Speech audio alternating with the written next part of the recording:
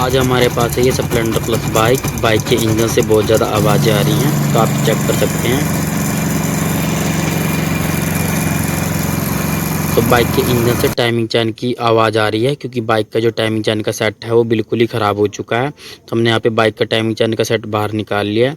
तो आप चेक कर सकते हैं इसके रोलर वगैरह बिल्कुल ही ख़राब हो चुके हैं। तो इसका रोलर बड़ा फट चुका है और इसकी टाइमिंग चैन वगैरह बिल्कुल ही ख़राब हो चुकी है। तो हमने इसके यहाँ पे टाइमिंग चैन का सेट बाहर निकाल लिया है। तो हमने यहाँ पे नया टाइमिंग चैन का सेट इंस्टॉल कर दिया है। तो हम बाइक को फिटिंग करके फिर आपको बाइक के इंजन की आवाज़ सुनाएंगे।